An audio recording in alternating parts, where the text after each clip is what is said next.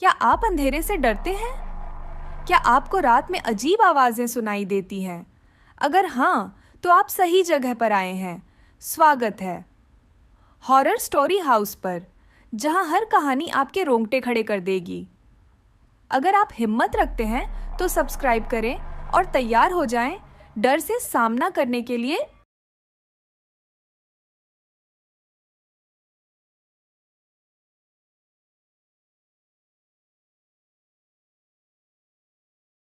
मोनिका 21 साल की नवयुवती थी।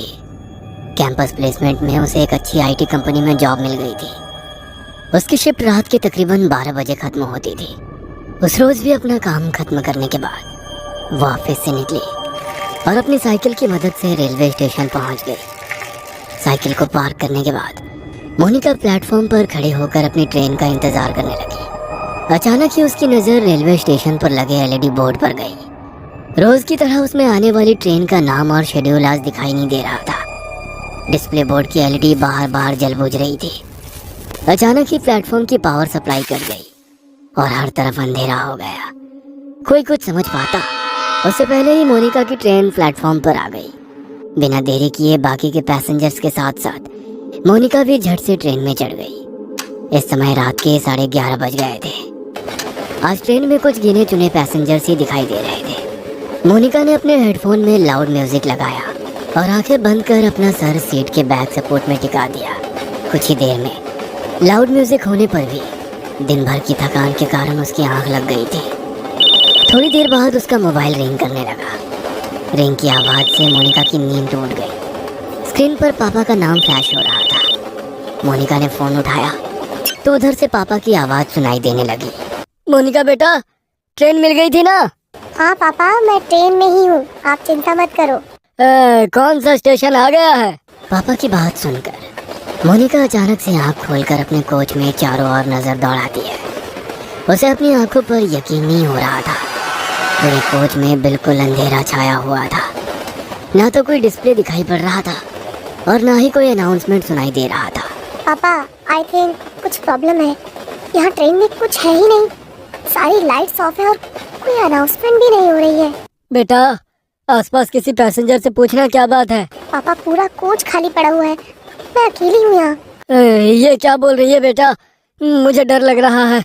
देख, ट्रेन जैसे ही अगले स्टेशन पर रुकेगी तू वहाँ पर उतर जाना, मैं तुम्हें लेने आ जाऊंगा। ठीक है पापा। मोनिका ट्रेन के अगले स्टेशन पर रुकने का इंतजार कर रही थी। आमतौर पर ये ट्रेन हर 10 या 12 मिनट में अगले स्टेशन के लिए रुकती थी, लेकिन आज पूरे 20 मिनट हो चुके थे, लेकिन ट्रेन रुकने का नाम ही नहीं ले रही थी।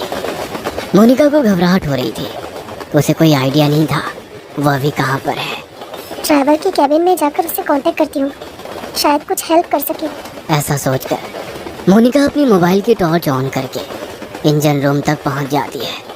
वहां जाकर वो ड्राइवर के केबिन को लगातार खटखटाती रहती है, लेकिन अंदर से कोई जवाब नहीं मिलता। डर से मोनिका की सांसें उखड़ रही थी। अपनी उखड़ती सांसों को शांत करके वह वापस अपनी सीट पर आकर बैठ जाती है।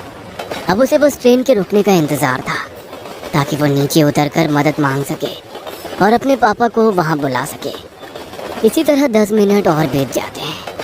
अचानक ट्रेन की स्पीड कम होने लगती है। ट्रेन की स्पीड को कम होते देखकर मोनिका की जान में जान आने लगती है। कुछ ही मिनटों में ट्रेन किसी स्टेशन पर आकर रुक जाती है। बाहर घना अंधेरा छाया था। स्टेशन पर कहीं भी उजाला नहीं दिख रहा था। मोनिका ने खिड़की से झांककर बाहर देखा तो प्लेटफॉर्म पर एक भी इंसान नहीं था। अब तो मोनिका को और भी डर लगने लगा था। उसने जल्दी से अपना मोबाइल निकाला और फिर से पापा को फोन मिला दिया। पापा, ट्रेन किसी स्टेशन पर रुकी है, लेकिन ये कौन सा स्टेशन है कुछ समझ नहीं आ रहा। बाहर सिर्फ अंधेरा ही अंधेरा दिखाई दे रहा है। प्लेटफॉर्म पर भी कोई आदमी नहीं दिख रहा है। मैं क्या करूं? बेटा, एक बार मैप में अपनी लाइव लोकेशन चेक करो, तुम्हें पता चल जाएगा कि अभी तुम्हारी ट्रेन कहाँ पर है। मोनिका अपनी लोकेशन चेक करती है तो पता चलता है कि वो किसी अनजान जगह पर है, जिसे जीपीएस भी ट्रैक नहीं कर पा रहा था। मोनिका फिर अपने पापा को फोन लगाती है। पापा, ये सब क्या हो रहा है मेरे साथ? इस जगह को जीपीएस भी ट्रैक नहीं कर पा रहा है। मैं कहाँ जाऊँ? आप आ जाओ पापा, मुझे बहुत डर लग रहा है। अचानक सिग्नल कटने के कारण कॉल डिस्कनेक्ट हो जाता है। मोनिका स्टेशन पर घूमकर बाहर निकलने का रास्ता ढूंढने लगती है। तभी उसे वहाँ पर एक बड़ा सा बोर्ड लगा हुआ दिखाई देता है। इस पर जरूर स्टेशन का नाम लिखा होगा। टॉर्च जलाकर देखती हूँ। जैसे ही वो टॉर्च की रोशनी में बोर्ड की ओर देखती है, उसके शरीर में कपकपी सी होने लगती है।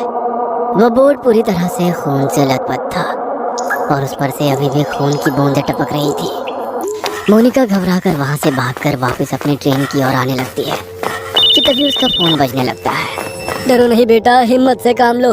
तुम्हारी ट्रेन जिस ट्रैक से आई है उसी ट्रैक पर वापस चलो। देखो आसपास कुछ तो होगा, कोई चर्च, कोई बिल्डिंग, कुछ न कुछ जरूर होगा। तुम कोशिश करो, जैसे ही तुम्हें कुछ भी दिखाई दे तुरंत मुझे बताना। मैं भी पुलिस से मदद मांगने की कोशिश कर रहा हूँ। आंसू पोंछकर मोनिका पापा के कहे अनुसार अपोजिट डायरेक्शन में भागने लगती है। ट्रैक पर हर तरफ अंधेरा ही अंधेरा छाया हुआ था। भागते हुए मोनिका को अपने पीछे कई सारे कदमों की आवाजें सुनाई दे रही थी। ऐसा लग रहा था कई सारे लोग उसके पीछे पीछे दौड़ रहे हो। मोनिका घबराकर अपने पीछे की ओर देखती है, लेकिन पीछे सन्नाटे के सिवा कुछ भी नहीं था। मोनिका पूरी ताकत लगाकर दौड़ती ही जा रही थी। अचानक ही उसके कानों में किसी की आवाज सुनाई देती है। ऐसा लग रहा था कोई गुस्से में उसका नाम पुकार रहा हो। मोनिका अब इतना ज्यादा डर चुकी थी कि उसके अंदर पीछे मुड़ने की हिम्मत भी नहीं बची थी। हाथ में मोबाइल पकड़े वह फ्लैश लाइट की रोशनी में दौड़ती चली जा रही थी। अचानक ही उसके दौड़ते कदम ठिठक कर रह गए। उसने देखा कि सामने पोल पर एक औरत उल्टी लटकी हुई थी। उसके बाल हवा में लहरा रहे थे और वो खतरनाक चेहरे के साथ जोर जोर से हंस रही थी। मोनिका का हलक डर से सूख रहा था। अब उसमें और आगे जाने की हिम्मत नहीं बाकी थी, इसलिए वो वापस स्टेशन की तरफ जाने के लिए मुड़ जाती है।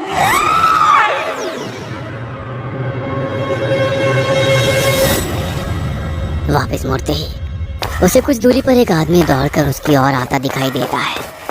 उसका पूरा शरीर कटा फटा सा दिखाई दे रहा था। उसका चेहरा बहुत डरावना दिख रहा था, जैसे कहीं पर कुचला गया। वह आदमी हाथ हिलाकर उसे ट्रैक पर दौड़ने से मना कर रहा था। मोनिका को अब समझ नहीं आ रहा था कि वो कहाँ जाए। घबराकर वो फिर से पोल की तरफ देखती है, जहाँ अभी कुछ मिनटों पहले एक औरत उल्टी लटकी हुई थी। वो पोल अब बिल्कुल खाली था। आगे का रास्ता भी बिल्कुल खाली दिखाई दे रहा था, इसलिए उस आदमी से बचने के लिए मोनिका फिर से ट्रैक पर दौड़ने लगती है। कुछ दूर दौड़ने के बाद उसे ट्रैक के पास एक गाड़ी खड़ी दिखाई देती है। मोनिका अपने पापा को गाड़ी के बारे में बताने के लिए फोन उठाती है तो देखती है कि फोन की बैटरी डाउन हो गई है। इस गाड़ी के हेडलाइट्स ऑन है, मतलब गाड़ी में जरूर कोई है। क्या करूं? मदद मांग लूं या ऐसे ही भूतिया स्टेशन पर अपनी मौत का इंतजार करती रहूं? मोनिका कुछ देर सोचती है और उसके बाद हाथ हिलाते हुए गाड़ी के सामने जाकर खड़ी हो जाती है। मोनिका को ऐसी हालत में देखकर गाड़ी के अंदर से एक आदमी बाहर आता है। क्या बात है, इतनी रात को आप ऐसे ट्रैक पर क्या कर रही हैं? सब ठीक तो है ना? मोनिका बुरी तरह हाँफ रही थी। ऐसा लग रहा था वह किसी भी पल बेहोश होकर गिर पड़ेगी। मोनिका की ऐसी हालत देखकर वह आदमी उसे गाड़ी के अंदर बैठा लेता है। अच्छा, आप आराम से अंदर बैठकर बताइए क्या बात है। पता नहीं क्या हो रहा है मेरे साथ। मैं न जाने कैसे इस जगह पर आ गई। अब मैं लाख कोशिशों के बाद भी यहाँ से निकल नहीं पा रही। आप बता सकते हैं कौन सी जगह है? मोनिका अपनी ही धुन में बोलती चली जा रही थी। तभी उसे महसूस हुआ कि कार सवार युवक उसे वापस प्लेटफॉर्म की ओर ले जा रहा है। No please stop. तुम मुझे कहाँ ले जा रहे हो? मुझे वापस वहाँ नहीं जाना है। मोनिका के इतना कहते ही वह लड़का मुस्कुराते हुए पीछे देखता है। अगले ही पल उस लड़के का चेहरा बदलने लगता है और वो उसी आदमी की शक्ल में बदल जाता है जो ट्रैक पर उसका पीछा कर रहा था। मोनिका के मुंह से एक जोरदार चीख निकल जाती है और वो कार से उतरकर फिर से पागलों की तरह दौड़ने लगती है। उसे अपने पीछे उस आदमी के कदमों की आवाज साफ सुनाई पड़ रही थी। दौड़ते हुए वो वापस अपनी ट्रेन के सामने आ जाती है। कोई और रास्ता ना सूझने पर वो छिपने के लिए वापस ट्रेन में चढ़ जाती है और एक सीट के नीचे छिपकर बैठ जाती है। मोनिका का पूरा शरीर पसीने से लथपथ हो गया था। वह अभी तक डर से कांप रही थी। डर उसके दिमाग में इस कदर बैठ गया था कि अगले ही पल वो डर से बेहोश हो गई थी। कुछ ही पलों में ट्रेन चल पड़ती है और उस स्टेशन को पीछे छोड़कर आगे बढ़ जाती है। कुछ देर बाद मोनिका को होश आता है तो वह खुद को स्टेशन के इमरजेंसी रूम में पाती है। अब आप कैसा फील कर रही हैं मैम? आप अपनी सीट पर बेहोश हो गई थी। ट्रेन के स्टाफ मेंबर आपको यहाँ लेकर आ गए। आप अपने घर पर किसी को इन्फॉर्म कर दीजिए। मोनिका हैरानी से चारों ओर देख रही थी। उसे अभी तक यकीन नहीं हो रहा था कि वो उस स्टेशन से वापस आ गई है। प्लीज मेरे पापा को बुलवा दीजिए। मैम, आपके फोन की बैटरी लो हो गई थी, मैंने चार्ज कर दिया है, ये लीजिए।